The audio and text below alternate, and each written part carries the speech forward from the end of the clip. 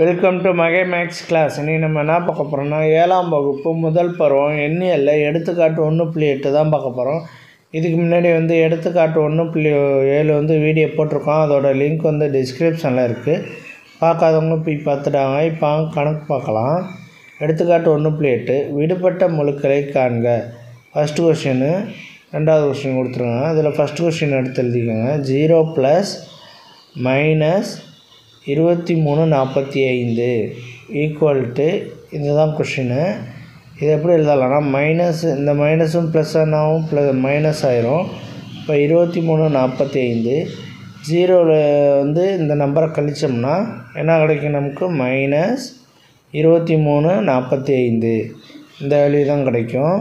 அடுத்து பாருங்கள், ரெண்டாவது கணக்கு எடுத்துக்கலாம். 2347 ப்ளஸ்ஸு ஈக்குவல்ட்டு 0ன்னு கொடுத்துருக்காங்க.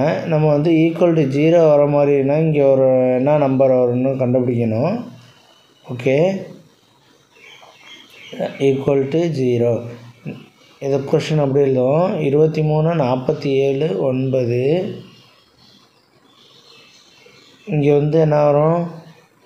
இதோட எதிர்மறை தான் இங்கிட்டு வரும். அப்போ இங்கே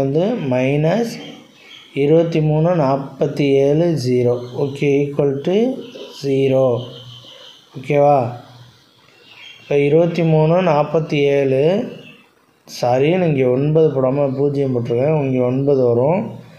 2347 -2347 இதை கழித்தோம்னா 0 வருதா?